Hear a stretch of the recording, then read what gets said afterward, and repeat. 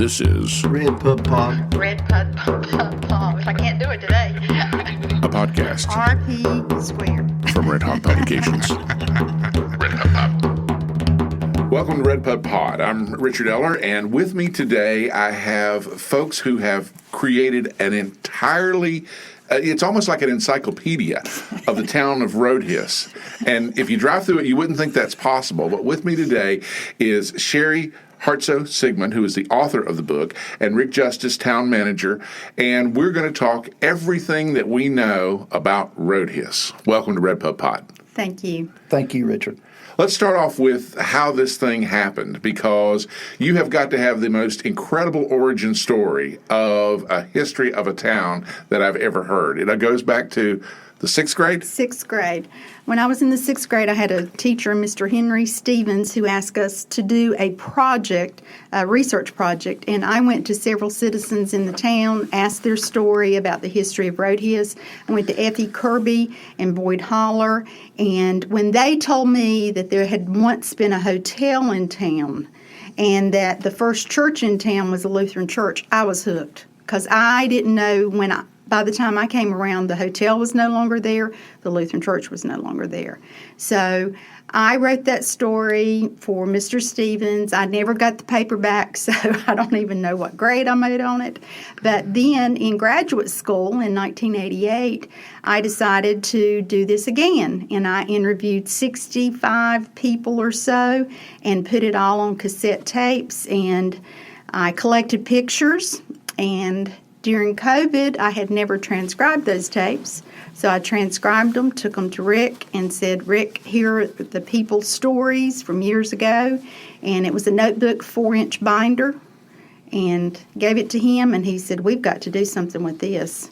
I left, and the next Monday, the rest is history, Richard. You showed up in town, you and Rick and I had a meeting, and Red Hawk said they would publish, and here we are. Now, with a hotel and everything in town, that must have said to you, this was once a lively place. Oh, it definitely was. Yeah. And so when she brought all that to you, what'd you think? Oh, well, I was mesmerized by it. Over the years, I had seen some of her work that she used to before she started the book. She had a little slideshow, and she had presented it to the town board not long after I was elected a commissioner some 20 years ago. And so I was already kind of hooked on the town's history, being a citizen as well. And then when she presented all that to me, and this is a conversation she had a long time ago, she and I had a long time ago, is someday we need to turn this into a book. Because we had talked about that a number of years before it ever happened. And I'll say this was a good thing to come out of the COVID period, because we don't have many good things to say about that. Right. But it gave the opportunity. And then during that same time, I went from being the mayor of Rhodhiss to the town manager. So that put me in the office, day in and day out. And that gave me more time to work on the real needs of the town. Before I was working a job, holding down a business, and this really opened the door for me to concentrate on our community. Now, you was talking about COVID. That's when you really did a big chunk of the work on this book, right? Right. I did all the transcripts. Some of them, one of them was 49 pages typed. Some Wow. of them could be 3, 4, 5, depending on how long the interview was. Because I know I did just a couple impromptu. One at the cemetery. I was at the cemetery with Miss Tom Ross putting flowers on his wife's grave, and this man came up, and Tom said, "Hey, Earl, you're from Rhodhiss. Tell this girl some stories." And so one was at the cemetery. I think that one was 7 or 8 pages. One was at the post office, Ann Austin, and that was 5, 6 pages. So some of them were very long. Some of them were short. So you had your cassette player I had it ready. with you at all times? At all times. Yeah. What does it mean to a town to have its history so well documented and preserved like this? Oh, well, it means everything to me because of the people that that worked in those mills, went to this school, spent their childhood together. All this finally gets documented to give the citizens a sense of pride about what they had accomplished. As the mills is gone, there's not much workforce in our community. There's not been a lot of development in our community.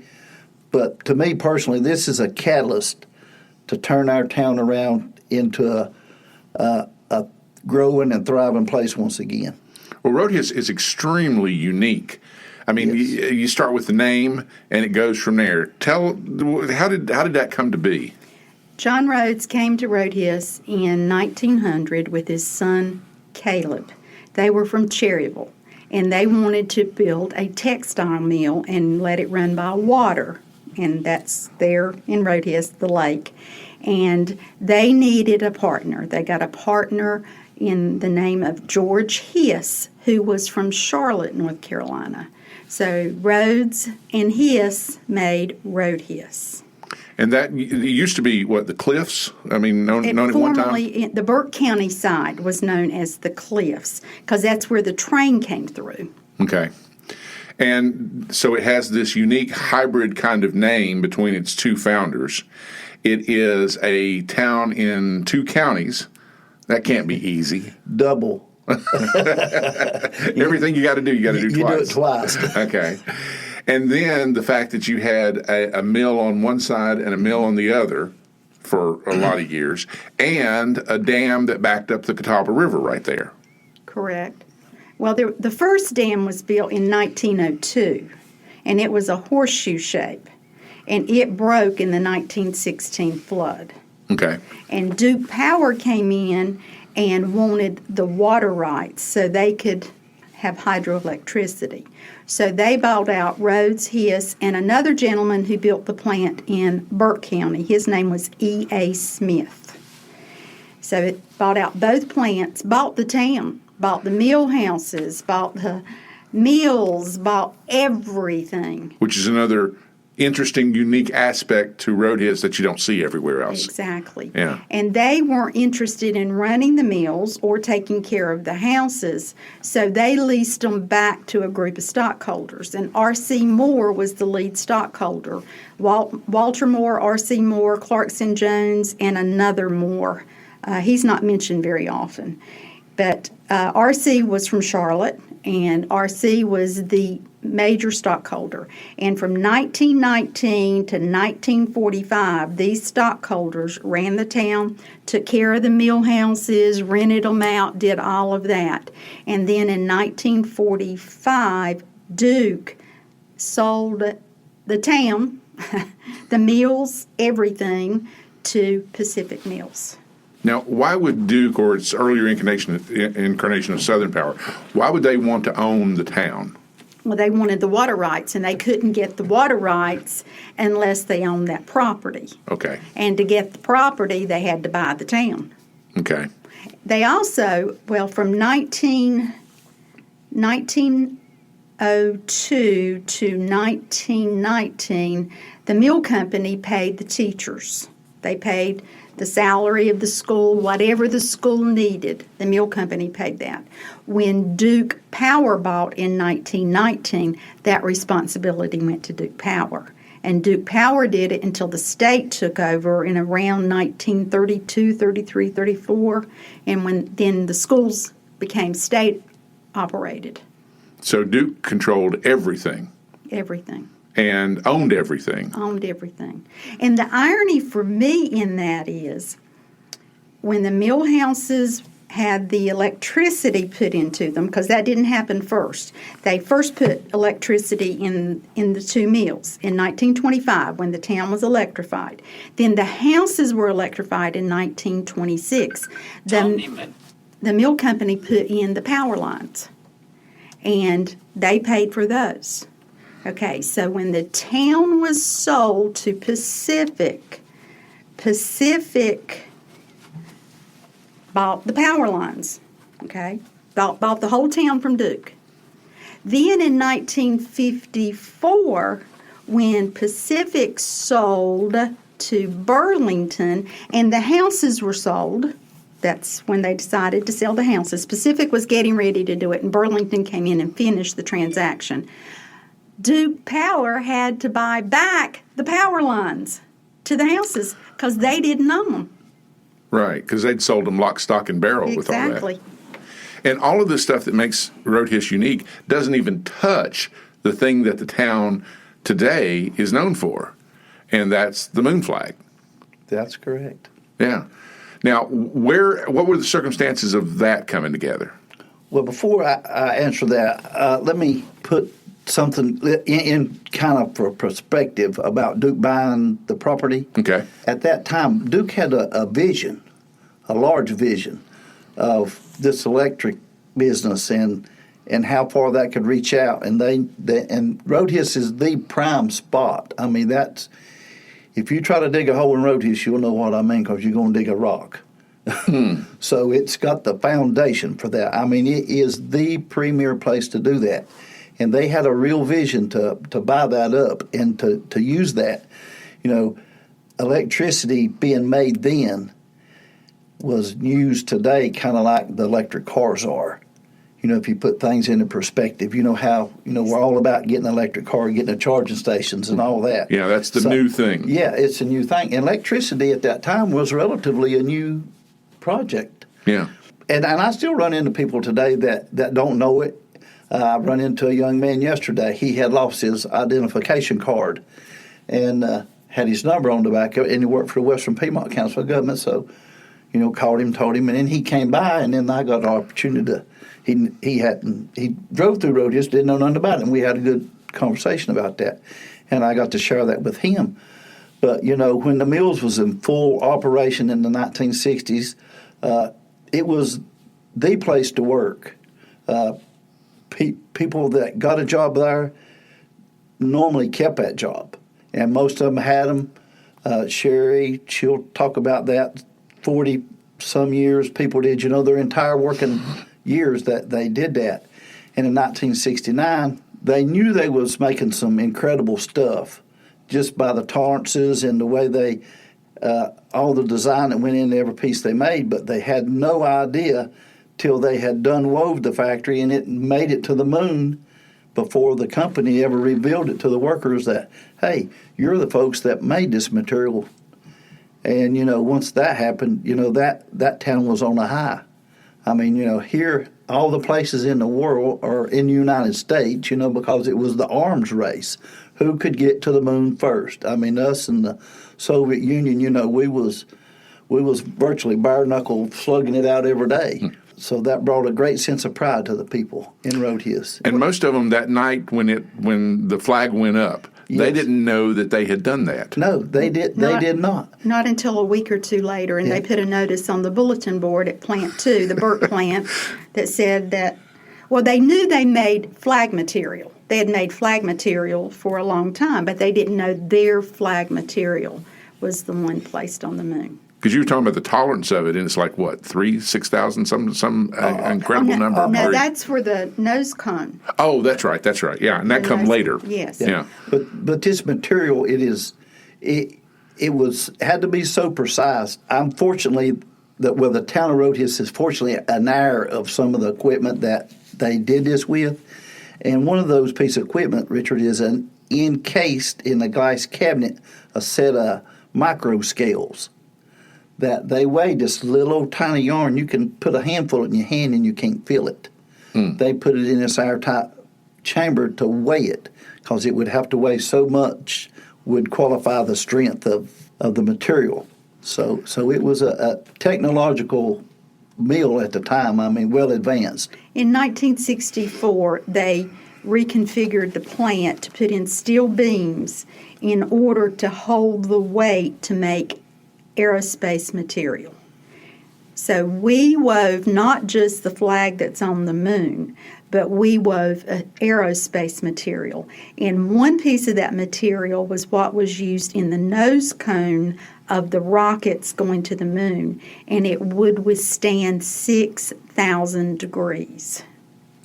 That's why NASA came to town in 1995 and presented Rhodhiss a plaque thanking them for their part in the aerospace program.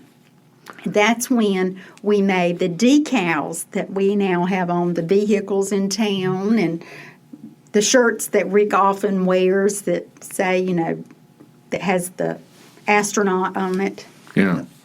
So that's got to be, I mean, for a textile mill thought to be making just ordinary run-of-the-mill cloth for clothes you wear, for them to make it, that's technologically extremely advanced. Oh, yeah. It was the most extremely advanced textile industry in the nation at the time. Right. And our products were asked for nationwide. Really? They wanted Rhodhiss products. I have that. That's in the book. I have the people that I quote out of newspaper articles, out of the Burlington magazine. Rhodhiss products were asked for specifically. One of the Rhodhiss mill workers, after the finding that out, was questioned about the quality of the materials that was made in the mill. And Roy's response was, what we make is out of this world. And they weren't wrong about that. Yeah. He said, I never thought I'd make anything out of this world, but I did. Let's talk a little bit about the Rhodhiss community, because it's quite tight-knit, right? And remains so, even though after that high of the moon flag and the nose cone, there's been some less than stellar days. Oh, yes. In 1982, we lost our school, Sherrie. 1982 is when the school moved to Granite. Yeah, moved to Granite. The elementary school. Elementary. Yes. And then in 1983, with the plant closing, the textile industry, 82. 83, the second plant closed. Yeah, the second plant. The first plant closed in 75. Yes. The second plant closed in 83. And that's the Burlington one. Yes. Both were Burlington. Both were, okay. Mm-hmm. And the last one that closed was the one that made the flag material. And, and after the citizens and the workers come off of such a great high, knowing of the feat that they had accomplished, it's like standing on a rug when the mill says we're closing, your rug's out from under your feet, it comes as a real blow. So it's took a lot for the town to be able to hold on. I know there's a lot of places you could drive through and you just see the remnant of a mill village. They didn't survive after the mill left them. Mm. But the resiliency of the people for Rhodhiss is they've just hunkered down and said, look, whatever it takes, we stay in here, we want to live here, this is our home. And they've had to suffer higher taxes to keep the town functioning without that monetary support that the manufacturing industry brought to the community. Yeah, that's some hard economic times to have to wade through. I remember you mentioning your favorite chapters in the book. What were they? My two favorite are the working conditions and the living conditions. And this would have been the early 1900s. Matt Mundy talked about going to the bathroom and an outdoor toilet at the plant, she worked there, and that the wood bugs would bite your bottom when you were trying to do your business. And she actually talked about she put a piece of bread there and watched the bugs on that piece of bread. And then there's the barber shop that was there to give not only shaves but showers and to the men. To the men. To the men. It was quite it functioned very differently than it functions now as a community, but it was quite a unique and diverse sort of place, right? Right. Well, we had electricity installed in the houses in 1926, as I said, and the electricity was turned on only at night.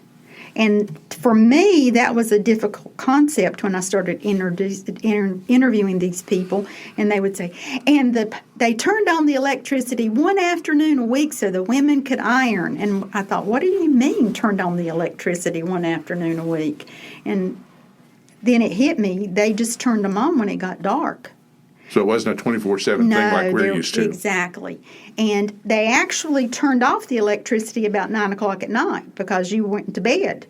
And then they turned it on the next morning, maybe at 6 o'clock so you could get up, or 5 o'clock, I guess, because they worked from 6 to 6. they would turn it on so people could get ready to go to work. But once it hit daylight, it was turned off again. And then the houses did not have indoor plumbing until 1949. And you said you were born and grew up there, right? Right. That was later. Right. Yeah. Post I had 1949. I had electricity. I had running water. And you went to school at Rhodhiss Elementary. I certainly did. Now, were you on the Burke side or the Caldwell side? I lived on the Caldwell side, which was where the school was. Okay. And I used to tell my mom that I felt sorry for the children that lived on the Burke side because they had to walk across that old steel bridge that had holes in it where you could look down and see the water. And that predates the one that's there now that was done 72? 1972. Okay. So that makes for a kind of a divided community in some ways, but it really wasn't, was it? Oh, no. We were all family. Yeah. You know, the Burke guys and the Caldwell folks get together. And Well, that being a one-lane bridge for all those years, people learned to share. Definitely. I guess you have to. Yeah. Well, there was a man in Granite, I never did know who he was, but someone told me when I interviewed him that there was a body shop person in Granite who said once the new bridge was built, there went half of his business because there were a lot of bump ups on that old one-lane bridge, and there were a lot of potholes in that old one-lane bridge. So a lot of cars got banged up, and he was fixing them in Granite. So he said half of his business went down the tube whenever we got the new bridge. And in this book, you've got some incredible pictures. Well, thank you. How many do you have total? Over 600, well over 600. And almost 600 pages of text Yes. that go along with those. Exactly. And it was laid out beautifully by Melanie Zimmerman. And she talks about it being kind of, when she went through it, kind of being an Our Town experience. And what was the other one? Spoon River Anthology. To look at this small town from the perspective of all the stories that you're telling, that creates a very rich tapestry of what it was like to grow up whenever you did, early 20th century, mid 20th century, whenever that happened. Yeah. How was the interviews? How did you select? I met a lot of people that I never knew. Fred and Martha Elmore, I had heard their names. I didn't know them. And Tom Ross, okay, I'll back up. Frances Ross, who lived across the street from me, asked me for years to write this. She kept saying, "You are an English major. You are the one that needs to do this. You need to get the history written." Now, when was that? I mean, how early was that? 1980. Whoa, okay. And so in 1988, I decided it's time. I started doing my research. And that Sunday afternoon, I remember this vividly, I went to the Caldwell County Library, which was still open on Sunday afternoons then, and I found the flood article from 1916 and made a copy of it, and many things I made copies of. I went straight to her house, and I was so excited, and she was too. Well, that Friday, she dropped dead of a massive heart attack. And to help console her husband, who was grief-stricken, he went on the interviews with me, Tom Ross, and he's the one who introduced me to a lot of these people, Fred and Martha Elmore. There were people that I had heard their names my entire life, but I had never met them. I knew who Precious Kelly was, but I had never met her. Her husband, Alvis, I had heard his name, but I had never met him. So I made a lot of new friends. Going through all this, and you had how many in the book? Well, I have over 100 interviews in the book, but then that summer I interviewed about 68 to 70 people. Okay, and wore out how many cassette players, playing them back and transcribing this I whole wore thing? out at least five. Two Walkmen. I started with those, and then those broke. I went to two boom boxes that we happened to have in the attic. well, one of those was my brother's. He told me, he said, well, you can use mine. I have one. And I wore it out. And then I finally ended up with the little cassette tape recorder that I used to record these people. Because, see, I was rewinding to hear what they had said, typing it up, putting it on pause, rewinding, fast-forwarding, rewinding. And I wore them out. Put those gears through their paces to the point that they couldn't do it anymore. So, and you still have those interviews, right? Oh, yes, I have them on cassette tape. Okay. And a lot of the transcripts of that, or the what got said, is in the book, too. Exactly. Yeah. So I typed all of those up. The binder, as I said, is 4 inches, and I gave it to Rick. And when you came and you saw it, your words were, this is not a book, this is an encyclopedia, when you first saw it. And you could not believe. And you were saying, do you have this? And I said, yeah, I have that in there. And do you have this? I said, yes, I have that in there. Well, from a perspective of someone who's visited Rhodhiss a lot but never lived there, when you go through town, you may or may not know that you're going through a town because you don't have the traditional storefront really in a lot of ways, like other towns do. But when you showed me this book and all this of these interviews of people and everything that went on, and then all the pictures, then you begin to look at it very, very differently. Well, when I interviewed people, I interviewed Butler Monteith, Dalton Bashirs, Shelley Tigg, who went by Smokey more than he did Shelley, and Tom Ross, all 4 of them one afternoon together. And Shelley said, well, I have this picture you can make a copy of, and they had to outdo each other. You have to know those 4 men. And that works for you, right? And Butler said, well, I've got the first employees. And I said, oh, I'd love to have a copy of that. So what would happen when I met these people, my mom and dad still living in Rhodhiss. I did not. And they would take the pictures to my mom and dad's house, drop them off with their name on the back of them. I would make my copies, and then I would return them to them. And so that's been since 1988 when you started. That was in 1988, that Okay. summer. My mom said she never knew there were so many pictures of Rhodhiss. Because this is a book in many ways 35 years in the making. Exactly. If you go back to 88. The book cost $35, and I told my husband that's $1 a year. For the research, yeah. Now, one of the things that this book is able to do is chronicle what it was like, but it's also the ability for all those old-timers, for them to be remembered. Oh, yes. And there's quite a few of them. And your father worked at one of the mills. My dad worked there 37 years. Tell us about that. I get emotional about that. My daddy went to work there in 1946, and I need to add, too, his brother came about 6 months later, my Uncle Dan. My dad and my Uncle Dan were very close. They were 18 months difference in their ages, and they were together all the time, and then they worked together. And when they closed the plant, my dad, he didn't boo-hoo cry, but my dad had tears in his eyes, and I had not before that time seen my dad cry. So it was very emotional. And Daddy talked about how they were family, and he and my Uncle Dan were now going separate ways. They had been farmers together for my grandfather.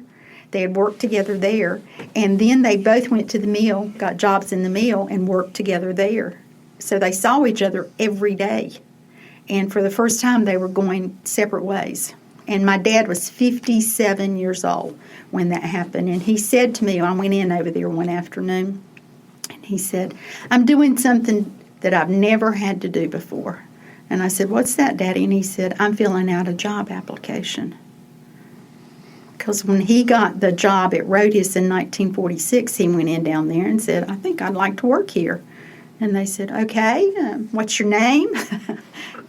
And get him on the payroll. Exactly. And for all that time, he was a faithful employee there until they shut the mill down. 37 years.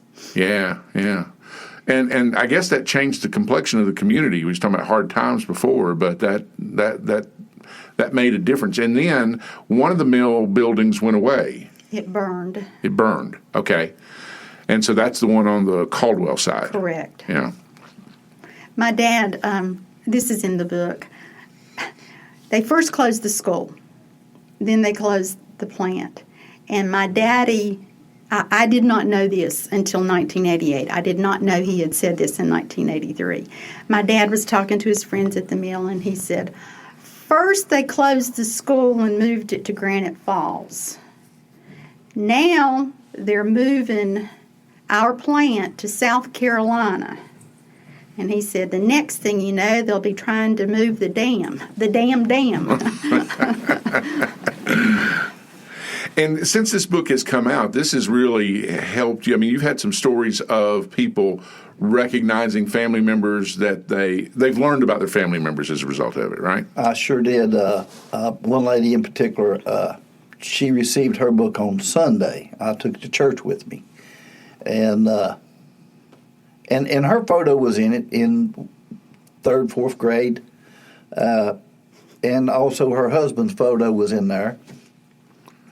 But as she looked at it, she run across a photo of her great-grandfather, I believe she said, that none of her brothers, sisters, siblings, none of them had ever seen a photo of him. Wow. And she was just so overwhelmed. She said, we've looked for a good number of years for this photo and did not know one even existed. And everybody that buys a book, and here's another instance. I had a lady that was raised in Rhodhiss. She came there, and a friend of hers came with her that didn't live in Rhodhiss, had not. We got to talking about the names, that the lady that lived in Rhodhiss, she said, well, so-and-so's name in it, and I opened it to the contents, and there was that name she'd asked for.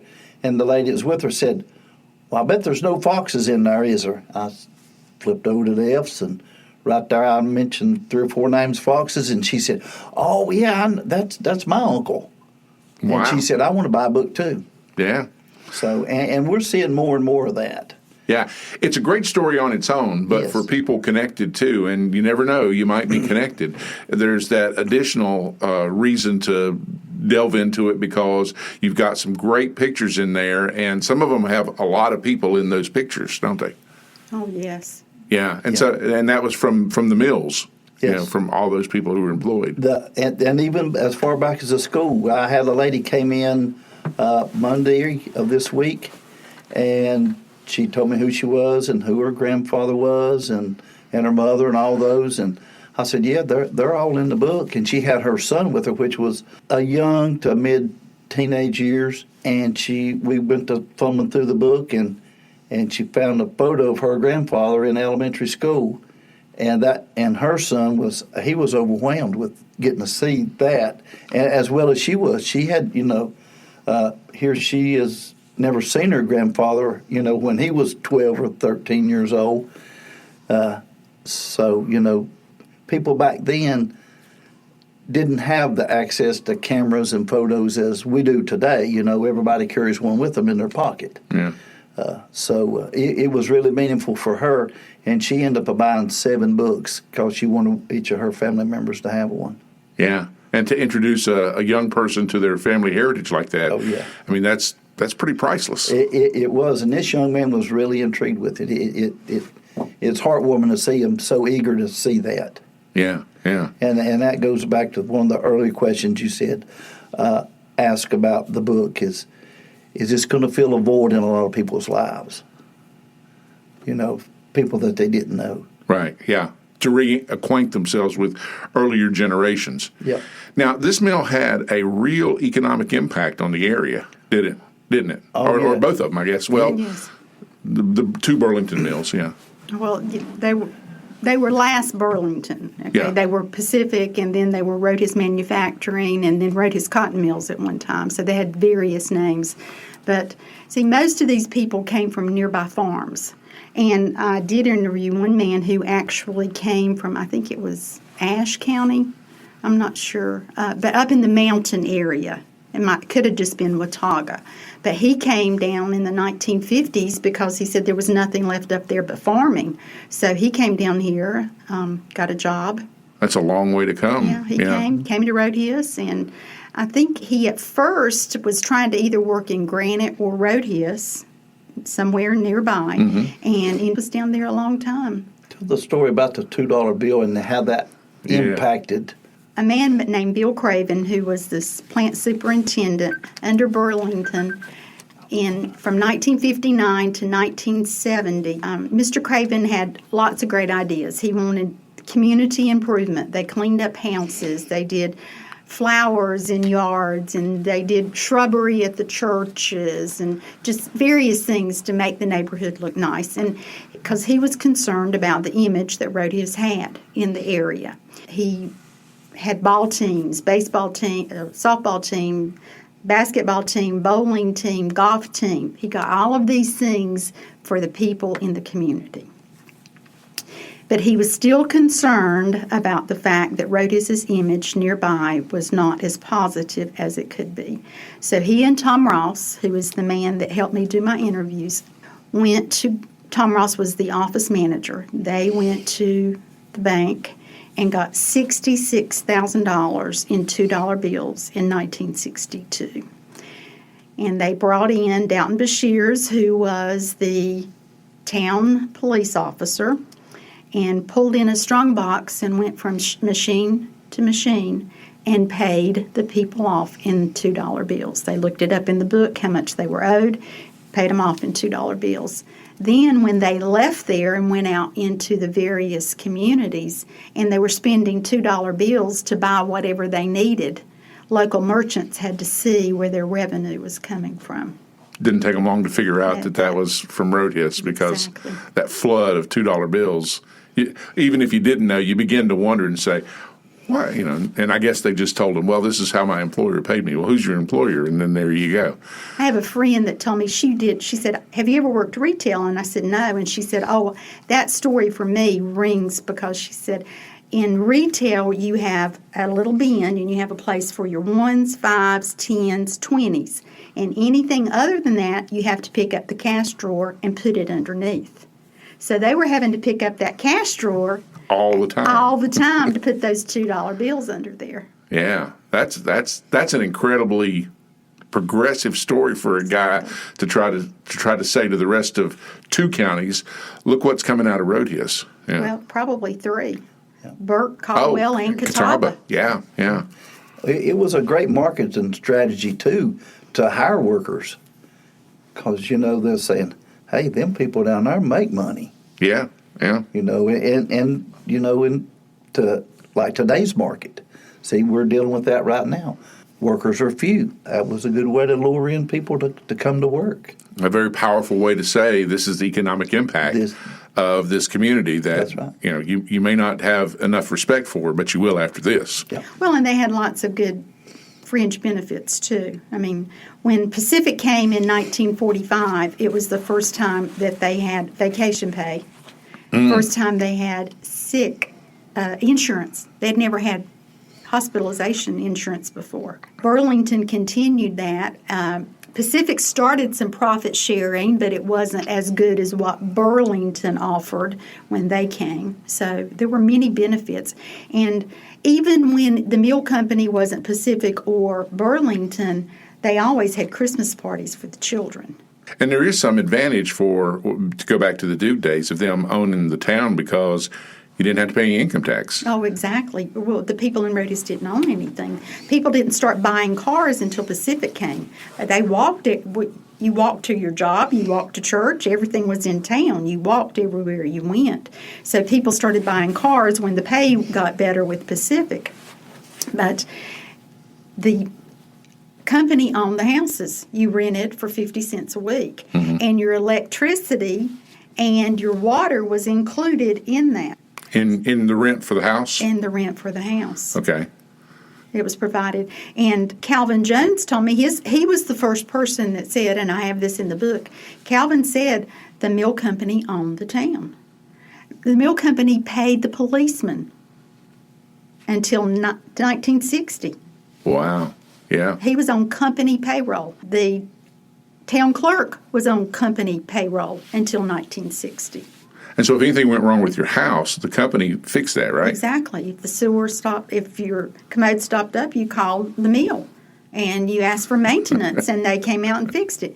Rick was telling me some of the people that are really, really senior citizens in town still kind of have that mentality. They'll call Rick and say, "I've got a problem, and the mill company used to fix this for me. Can the town come and do it?" I think I was there one day when you got one of those calls, and you said the town takes care of I guess it was the water maybe to the meter. Yes. And then from the meter on to the house, that's your responsibility. And they didn't understand that. That is correct. And that was an older citizen that day.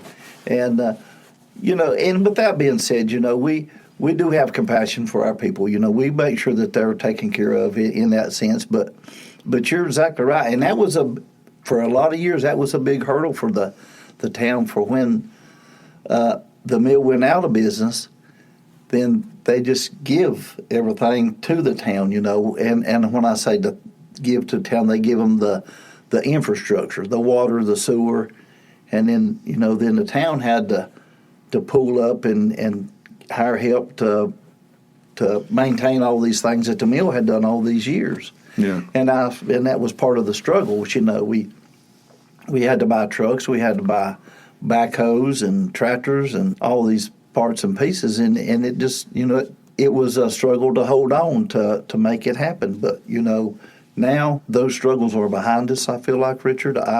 And this book is going to be one of the things that's a catalyst for our neighborhood to grow, because we're a hidden gem right there where Rhodhiss is. I mean, there's an old movie that's out some years ago. It kind of, the title of it describes Rhodhiss.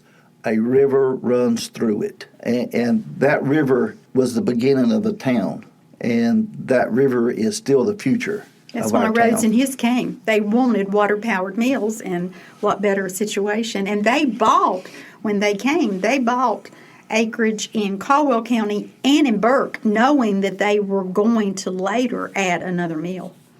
Well, it's kind of uniquely placed because you've got an exit off of the interstate. Yes. I mean, it takes a bit of a drive, not much, but a bit of a drive to get there. You're actually, when you mentioned Catawba a minute ago, I was thinking, well, yeah, you're very close to Catawba.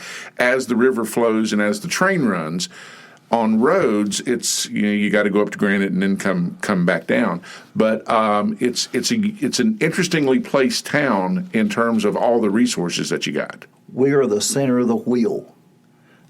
Because all around us and the spokes that holds the outside rim on are the municipalities like Connie Springs, Valdez, Morganton going that way? Hudson, Lenore, and then of course Longview, Hickory. We're in the most ideal spot in my mind right now. I think we're at the right place at the right time. Yeah, because you've got pretty quick access to all of those. To all those, Yeah. Yep. We have railroad, airport, U.S. Highway 321, plus Interstate 40. We've got all the pieces that you need. Yes, all right ingredients. And now you've got a beautiful history book. Tell me how you came up with the name, the title. Well, I first wanted to do Our Hometown after Bruce Springsteen's song My Hometown, and then he goes on from my hometown to our to your hometown. So I thought Our Hometown, and I wanted to use the lyrics possibly in the preface. But then we talked about it and found out I had to have copyright laws. If I quoted more than X number of lines, I had to contact him and possibly have to pay for that. Yeah. So I said, I think maybe I'll think of something else. And one Sunday morning, bright and early, I was walking about 6:30, and I thought, weave. That's what they did. Yeah. They wove down there. And that's what I'm doing. I'm weaving the story. You are. So I thought, I got to have weave in there. And then I just came up, threads. And then I said, they were threads from the heart. So weaving the heart threads of a mill village, Rhodhiss, North Carolina. And when I first showed it to Rick, he got teary-eyed. And when I showed it to my husband, he got teary-eyed. So I thought maybe You have hit on something, yes. yeah. You've hit on one of those heartstrings, heart threads Exactly. that they talk about. And a beautifully laid out book. My colleague Melanie Zimmerman did the work on that, and I thought she did a fantastic job excellent. getting all those pictures to, for a certain uniformity, but well placed within the copy. Yes, everybody at Red Hawk did an excellent job. We are just so pleased that Rick called you. You're the first person he spoke with, and we met with you the second week of March in 2022. And well, this really fulfills what it is we do, because if you follow the college's mission to present the community to itself, this is a perfect example of this. This does it better than probably anything that we've done, and that is show the community, because I've said before that this whole region is all about doing, but telling our story, we haven't been really good at that, but this gives you an opportunity to rectify that issue. And, as an English teacher, you're pretty, as Ms. Ross said, you're pretty well placed to do this sort of thing. I mean, with experience, having grown up there, having your education be in the language and teaching and then writing, it seemed like it all came together just as it should. it just took 35 years. Well, I wanted to publish in 1988, but we approached several different publishing companies, and it was going to cost $10,000 then, and that's why it didn't happen. I was a lowly school teacher with not an extra $10,000, and so I presented it to Rick, and I said, here's what I have. If something happens to me, you guys need to know this information. And Rick said, we have to do something with this, and he called you. Yeah, and that's really what we started this for on campus, that there is this wealth of knowledge out there that we haven't tapped into, and this gives us the opportunity to do that. So when you call me and said, we got a book, I didn't realize it was going to be 600 pages, but, all the better. Well, I tried to give everybody's voice equal time. And there were some more people that I quoted more because those interviews did take longer. But I wanted the voice of the people that I interviewed to be heard. Because your adage, when an old person passes, when an old person dies, a library burns. Ain't it the truth? And I just wanted to save some libraries. And quite a few of those people have indeed passed since you did those interviews. Oh, yes. And we interviewed a man last year, first or second week of May, and he died about a month later. He was 90-something. Yep. And Tommy Elmore. And then the next week we interviewed Paul Bright, and Paul will be 97 in November, I think. So... Well, let's talk a little bit about your upcoming event, because Rhodhiss is now, after its incorporation in 1903, is celebrating its 120th anniversary, and you're going to put on a party. Yes, we are. We're going to have a birthday party. I've been busy all day today. I've had a lot of vendors call me today. We're getting the word out about this. They're getting to feel some excitement that we have about this event. We're going to have some of the mill workers come. There's a special event for them. We're going to have the 10 years in 2010, we had I attended Rhodhiss Elementary School reunion. We'll have those people coming for a reunion. It's getting back together, because the school's no longer there. The school is no longer there. But the town hall's built on the grounds, right? On the old school property, yes. Yeah. How about that? on the softball field. Yep. Okay, right there on the top of the hill. You can't miss it as you go through. I said we was located at the monkey bars. But, yes, that's coming up September the 23rd. It starts at noon. There'll be food trucks, all kinds of vendors. There'll be bounce houses for the children and Face painting. We'll have a face painter there. Just a number of things. And it's going to be a wide variety. It's not going to. It's going to be Rhodhiss style. And it's got merchandise for sale. That has Rhodhiss on it. Okay, and you'll be there signing books? I'll be there most of the afternoon, not the entire time, but most of the afternoon. Okay, and then you've got folks, it's going to be partially birthday party, but partially family reunion too, right? Yes, yeah. Oh, yes. Yeah, we call it a town festival, but really that's what it'll be. It'll be a reunion and a festival, and and all those. So We did this in 2019, which was the 50th anniversary of the lunar landing, the flag on the moon, and we had about 1,500 people to come to that one. Wow. And that's the first celebration that the town had in 9 years, I guess. Yeah. So then, we wanted to continue to have something once a year. And then, of course, in 2020, along with the rest of the world, we COVID. Got hit with COVID, yeah. Yep. So this will be the first festival for us since 2019. Although there's something of a blessing in disguise in that, because that gave you the time to transcribe the interviews and get it all together so we could have this rich history book. Yeah, absolutely. Yeah, that's it. Yeah. And sales are going well on it. I mean, it's sold all over the country, right? Yep, all over. Yeah. I mean, if somebody's coming in to buy 7 books, you got a winner. That's right. Thank you. Yeah. And you've made appearances in Morganton, in Lenoir, in Hickory. You're going to be on WBTV coming up soon. The 18th, the noon hour, okay. September the 18th. And Granite Falls History Museum, Linda Crowder has emailed me and said that they are trying to find a date. They want me to come up there. And Rick's, I think, talking to several other groups that would like to hear. Yeah. Yep. Of course, the pinnacle is today, now that you're on RedPubPod. Yeah. RedPubPod. That's right. I once again, I'm going to throw a plug out to Red Hawk. From 2020, things has really happened.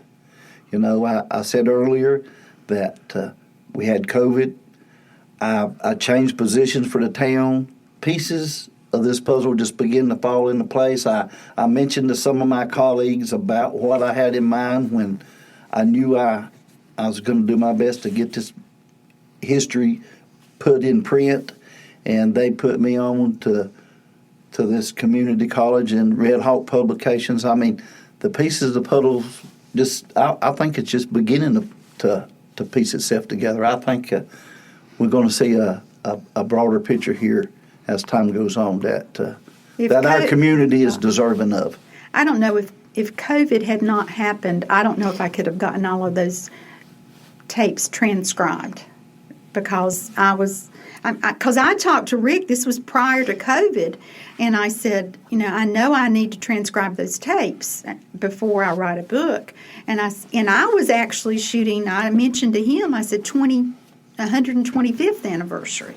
I said, 5 years down the road. Yeah, 5 years down the road. I said, are you still going to be working for the town then? Or are we going to, I said, can we publish a book then? And that's what we were talking about. And then COVID hit, and I just sat and listened and listened and listened and rewound the tape and paused it and typed. And began to figure out how you're going to put all this together. I mean, the formative stages and all that. And I don't mean to put you on the spot, but there's good things coming to Road. I mean, I know you can't say exactly what, but good things coming to Rhodhiss. Oh, yeah. We're getting inquiries all the time about our area and what a jewel it is. And we got people looking at us that just drove through before and didn't pay no attention. It was just an old mill village, but the park. What happened with the park? Oh, yeah. And we recently just had a great thing happen. Our ladies group, relatively newly formed during this COVID era thing, they got to, one of their members, her father used to be a town commissioner, and then she was elected as a town commissioner, and at the time, a park was one of the things that he helped achieve in the town he had worked on. And she said, I like to follow in my father's footsteps and work on our parks. And, well, long story short, she's put an organization together and started some momentum, and lo and behold, we had a citizen say, look, I have suddenly come into some money that I didn't know was coming my way. I would like to do something for our community. And, of course, we hooked her up with the ladies group, and then since that time, we've had some other donors come in and put some money up, and we've recently installed some new children's playground equipment in our park. We've renovated that thing with over $100,000 worth of money donated to the community. Wow, that's incredible. Yeah. Yeah. Plus the town, we've done some excavation work around there. We've got the parking lot's been paved. lots of things is happening. New houses coming up, I saw last time I was up there. Yes, we got 2 new houses on Catawba Avenue. That's for them 2 houses is roughly $1 million that the investor will put into those. We got 2 more on the end of Cape Hickory Cutoff. We've had 3 new homes on River Ridge. We just issued some new permits for 3 other homes, 1 on Dogwood and 2 more on River Ridge. So I think that's just the warm-up of what may be coming to our little village. Things are happening in Rhodhiss again. Things are That's happening. right. Yeah. And if you want to know what's happened before, because I tell my classes all, like they say, all past is prologue, how you got here, you've got weaving the heart threads of a mill village. Yeah. Well, thank you both for being our guest on RedPubPod. One more thing. Can you say it? RedPubPod. There you go. Was it RedPubPod? But you coined a new way to say that, and I really like that. Well, RP Square. RP Square. RP Square. That may become our official name from this point on. Well, that would be easier to write. Yes, it would. RP Square. Yeah, it would, instead of RedPubPod. So thank you for being a part of our publishing initiative. Thank you for being part of this show. Yeah. And we look forward to the event. Hopefully, if you are hearing this beforehand, you will be part of that group that comes on the 23rd and be ready for a whole day of fun. Well, thank you. Thank you, Richard. Thank you for everything that Red Hawk has done. We really appreciate it. You guys have been great. Our pleasure. Yes. This has been RedPubPod. There you go. Was it RedPubPod? A podcast RP Square. from Red Hawk Publications.